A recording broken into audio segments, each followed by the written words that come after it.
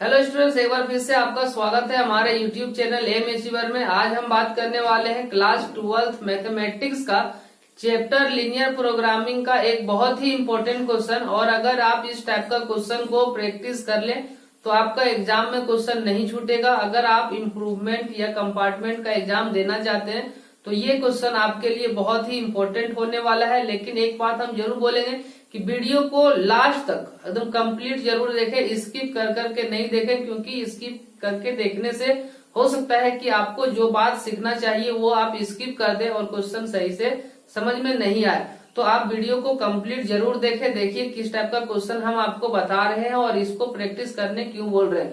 अगर वीडियो अच्छा लगे तो लाइक करिएगा और नए हैं चैनल में तो सब्सक्राइब करके बेल आइकन भी प्रेस करिए, क्योंकि इस टाइप का वीडियो हम रेगुलर आपके पास लेके आते हैं। अगर आप एक कंपार्टमेंट या इम्प्रूवमेंट का एग्जाम देना चाहते हैं तो ये वीडियो आपके लिए बहुत ज्यादा यूजफुल होने वाला है। और अगर आपको लगता है कि अगले साल एग्जाम देंगे, मीन्स 2021 में अगर आप एग्जाम देने वाले हैं तो भी आपके लिए ये क्वेश्चन बहुत इंपॉर्टेंट होने वाला है। तो चलिए वीडियो को स्टार्ट करते हैं बिना किसी देर किए, और आप देखिए कि किस टाइप का क्वेश्चन यहाँ हम लोग सॉल्व करने वाले हैं।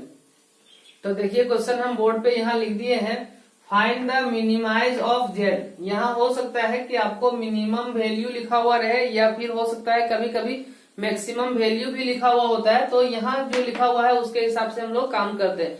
तो यहाँ मिनिमाइज बोला है, मीन्स मिनिमम वैल्यू निकालना है, ठीक है। और आगे देखिए लिखा हुआ है जेड इक्वल टू, ये जो इक्वेशन है इसी पे हम लोग को वैल्यू निकालना पड़ता है।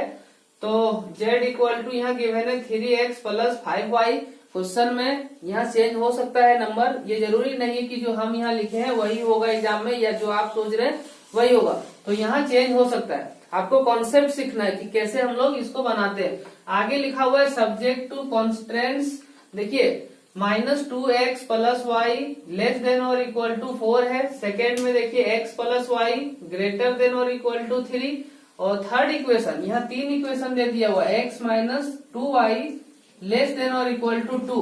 और साथ साथ ये भी बोला गया है कि x का वैल्यू ग्रेटर होगा 0 या 0 के इक्वल भी हो सकता है, y का वैल्यू 0 से बड़ा हो सकता है या 0 के इक्वल भी हो सकता है। तो अगर आपको लग रहा हो कि लीनियर प्रोग्रामिंग का क्वेश्चन बार बार आप क्यों बता रहे हैं, तो पिछला क्वेश्चन जो हम लाइव में दिए थे वो 2 इक्वेशन दिया गया था उसमें, और यहाँ 3 इक्वेशन दिया गया है। वहां हम मैक्सिमम के लिए बात किए थे, यहाँ मिनिमम के लिए बात किए हैं। अगर आप लाइव वीडियो मेरा नहीं देखे हैं लाइव क्लास का तो उसका लिंक हम डिस्क्रिप्शन में दे देंगे, आप उस वीडियो को भी आसानी से देख सकते हैं। और इस वीडियो का लास्ट में उसका हम सॉल्यूशन भी देंगे आपको एक पेपर में, मीन्स बना हुआ कंप्लीट, तो उसको भी आप देख सकते हैं। और साथ ही साथ जो इस साल मीन्स 2020 फाइनल एग्जाम में जो क्वेश्चन पूछा गया था एग्जाम में, उस क्वेश्चन को भी हम सॉल्व करके उसको एक इमेज बना के हम वीडियो का लास्ट में दे देंगे, तो उसको भी आप लोग जरूर देखें। तो चलिए वीडियो को स्टार्ट करते हैं और हम लोग समझते हैं कि क्या काम करते हैं, कौन सा स्टेप को हम लोग फॉलो करते हैं। और आप स्टेप बाय स्टेप काम करिए, आपका क्वेश्चन गलत कभी नहीं होगा और आप आसानी से काम कर पाएंगे। तो देखिए सबसे पहला स्टेप क्या है, ये जो इन इक्वेशन दिया हुआ है ये तीनों, ये इन इक्वेशन क्यों होता है, क्योंकि यहाँ इक्वल नहीं है, ये लेस देन और ग्रेटर देन अगर लिखा हुआ रहे तो समझिए कि ये इन इक्वेशन है, मीन्स इक्वेशन नहीं है, समीकरण बोलते हैं हिंदी में। तो इसको पहले समीकरण के जैसा मान लेंगे, मीन्स एक इक्वेशन के जैसा हम लोग इसको मान लेंगे। तो देखिए कैसे इसको हम लोग मानेंगे। सबसे पहले इसको लिखिए, लेट -2x + y और = 4 मान लीजिए, इसको इक्वेशन फर्स्ट बोलिए। इसको भी लिखिए x + y और = 3, इसको सेकेंड मान लीजिए। और ये जो लिखा हुआ है x - 2y और इसको = 2 मान लीजिए और यहाँ थर्ड बोलिए, ठीक है। इतना काम करने के बाद आप क्या करिए, इससे x और y का वैल्यू लेके एक टेबल बना लीजिए। तो हम एक के लिए पूरा प्रोसेस दिखा देते हैं और ये दोनों के लिए हम डायरेक्ट यहाँ लिख देंगे। तो देखिए इसका प्रोसेस समझिए कि कैसे हम लोग लिखते हैं। तो सबसे पहले ये दोनों में से x या y को अलग करिए, ठीक है। तो y को अलग करना यहाँ बहुत आसान है। तो y के = ऐसे लिख सकते हैं ना हम लोग, 4 और +2x ऐसे, ठीक है। इसका मतलब यहाँ x का वैल्यू कुछ हम लोग लेंगे और y का वैल्यू अपने से यहाँ निकलेगा। तो एक बार आप जरूर लीजिए 0, तो देखिए टेकिंग लिखेंगे x = 0। तो ये जो इक्वेशन है तो हम लोग यहाँ लिख सकते हैं देन y के = क्या हो जाएगा, y = हो जाएगा 4 + 2 इंटू 0, इसका मतलब ये तो 0 हो जाएगा, तो यहाँ बचेगा सिर्फ 4। तो यहाँ 4 बचा, x 0 लिए तो y 4 आया। तो इसके लिए हम लोग टेबल यहाँ देखिए बनाना स्टार्ट कर दिए। ये टेबल में हम पॉइंट लिख लेंगे। यहाँ होगा x, यहाँ लिखेंगे y, x का वैल्यू 0 लिए तो y का वैल्यू कितना आया, देखिए y का वैल्यू आया 4। ठीक है, इसी तरीका से आप क्या करेंगे, y का वैल्यू 0 लाने का कोशिश करेंगे। तो y का वैल्यू 0 आ गया तो ये टर्म 4 होना चाहिए। तो 4 के लिए यहाँ अगर हम x का वैल्यू माइनस में 2 ले लें, देखिए यहाँ हम लिख सकते हैं टेकिंग x इक्वल टू -2, तो देन y इक्वल टू क्या हो सकता है, तो y इक्वल टू हो जाएगा 4 प्लस 2 इंटू -2। इसका मतलब ये पूरा सॉल्व करने के बाद आपको मिल जाएगा 0। तो देखिए y का वैल्यू 0 आया, उस समय x का वैल्यू -2 लेना पड़ा। तो इसी तरीका से आप इसके लिए भी काम कर सकते हैं और इसके लिए भी काम कर सकते हैं। तो देखिए हम यहाँ डायरेक्ट आपको दिखा देते हैं ये इक्वेशन से क्या आ सकता है। तो ये इक्वेशन 1 का बात है, यहाँ इक्वेशन 1 लिख दीजिए, और यहाँ इक्वेशन 2 का बात है तो ये 2 लिख दीजिए, या सिर्फ याद रखने के लिए। तो यहाँ x लिखिए, यहाँ y लिखिए, x का वैल्यू जिस समय 0 लेंगे तो यहाँ 0 जब हो जाएगा तो y का वैल्यू आ जाएगा 3, और जिस समय y का वैल्यू 0 लेंगे उस समय ये x आ जाएगा 3। तो ये टेबल भी इससे आपका बन गया। अब देखिए लास्ट जो थर्ड इक्वेशन है, इससे हम लोग एक टेबल बना लेंगे। तो यहाँ भी एक टेबल बना ले रहे हैं। देखिए ये हो जाएगा x, ये हो जाएगा y, और x का वैल्यू जब 0 लेंगे तो ये उधर जाएगा -2, और जब इसको डिवाइड करेगा तो देखिए यहाँ 0 लेने से ये -1 होगा। और अगर इसी को हम लोग 0 ले लें, y को 0 ले लें, तो ये पूरा टर्म 0 हो जाएगा, मतलब x का वैल्यू 2 बच जाएगा। तो यहाँ हो जाएगा 2।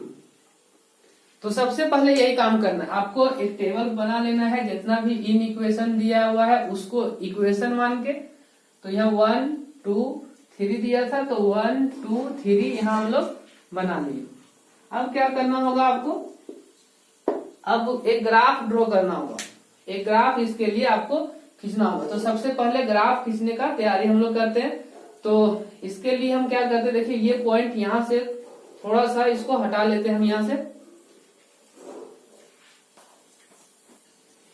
तो अब देखिए हम इसको यहाँ से पॉइंट हटा के ये टेबल यहाँ कर दिए हैं, और ग्राफ हम लोग कुछ इस तरीका से बना लिए। यहाँ 0 है, इधर पॉजिटिव नंबर होता है 1 2 3 4, इधर 1 2 3 4 पॉजिटिव y के लिए, इधर x डैश मतलब x का नेगेटिव, और इधर y का नेगेटिव आता है। अब देखिए एक एक करके है ना, तीनों लाइन को आप यहाँ ड्रॉ कर लीजिए।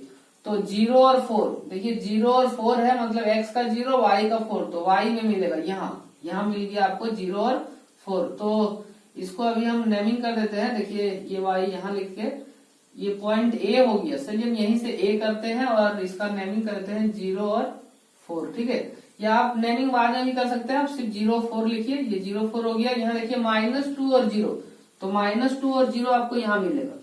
तो ये लिख दीजिए यहाँ -2 और 0। ठीक है, जो पॉइंट जरूरत पड़ेगा उसी का सिर्फ नेमिंग करेंगे, और इसको मिला दीजिए। इसको हम यहाँ मिला देते हैं। देखिए डायरेक्ट आप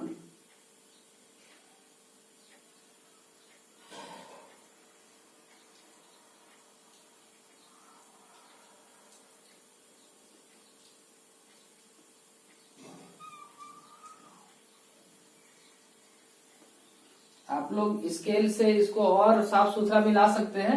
ठीक है, अब हम लोग इसका वैल्यू देखते हैं कैसे इसको ड्रॉ करते हैं। एक चीज और, ये जो लाइन बना जिस इक्वेशन से बना उस इक्वेशन का नाम लिख दे, ज्यादा बेहतर होगा।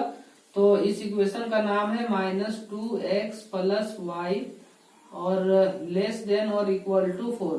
अच्छा, लेस देन और इक्वल टू 4 हम बाद में आपको दिखाएंगे, अभी इक्वल टू 4 लिख रहे हैं। ठीक है, इक्वल टू 4। तो अब इसका काम करते हैं 0 3। तो 0 3 कहाँ मिलेगा, यहाँ मिलेगा 0 3, और ये हो गया 3 0। तो ये हो गया 3 0, और यहाँ लिख देते हैं 0 3। तो इस पॉइंट को दोनों को हम लोग मिला देंगे, ये मिल गया, और इसको हम लोग आगे और बढ़ा देंगे इधर, और इसको हम लोग आगे बढ़ा देंगे इधर। ठीक है, आप स्केल से खींचिएगा तो ये बिल्कुल स्ट्रेट जाएगा। अब देखिए थर्ड जो लाइन है मेरा, ये थर्ड लाइन का इक्वेशन। तो यहाँ पहले हम लिख लेते हैं कि ये x + y के इक्वल टू 3 होगा, और उसको हम ड्रॉ करते हैं तो देखिए कैसे होगा, 0 और -1, तो 0 और -1 यहाँ मिलेगा आपको, ये 0 और -1 का है, और फिर 2 और 0, तो 2 और 0 देखिए कुछ इस तरीके से यहाँ आया, तो 2 और 0 यहाँ लिखिए, ठीक है। इस लाइन को भी यहाँ से मिलाना है, ये ऐसे मिल गया, और ये आगे भी बढ़ेगा, ये बढ़ गया आगे। अब क्या करना आपको कि कौन सा लाइन का कौन सा रीजन हम लोग को चाहिए वो ढूंढना है। तो देखिए यहाँ क्या लिखा हुआ है, -2x + y और लेस देन और इक्वल टू 0।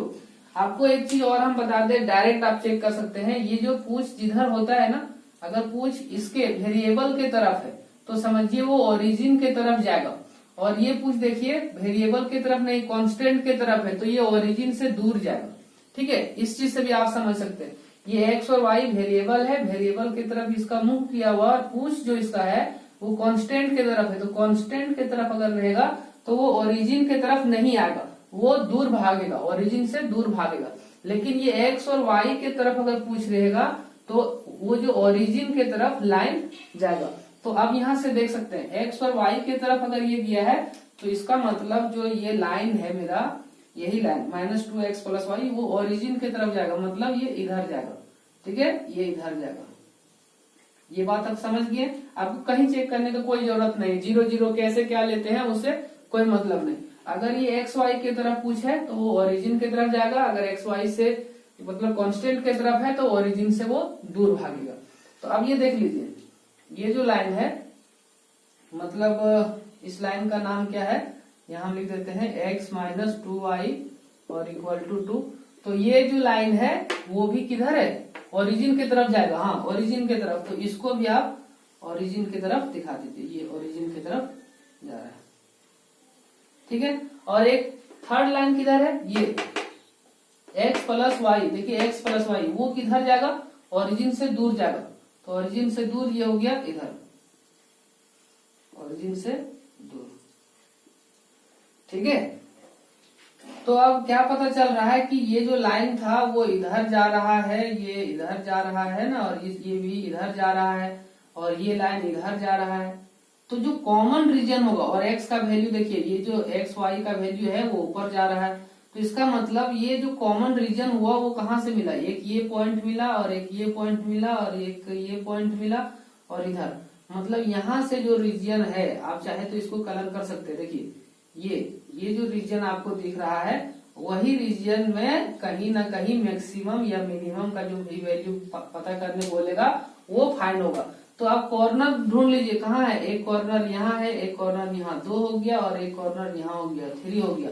तो आपको देखिए ये कॉर्नर यहाँ हम नेमिंग किए थे ए का वैल्यू था 0 और 4, और ये बी मान लीजिए, और बी का वैल्यू होगा 0 और 3। तो कोऑर्डिनेट हम यहाँ लिख के दिखा दे रहे हैं, देखिए कोऑर्डिनेट, और जिसका नहीं मिलेगा उसको भी खोजेंगे हम लोग, कोऑर्डिनेट ऑफ कॉर्नर, ठीक है, कोऑर्डिनेट ऑफ कॉर्नर लिख लेते हैं।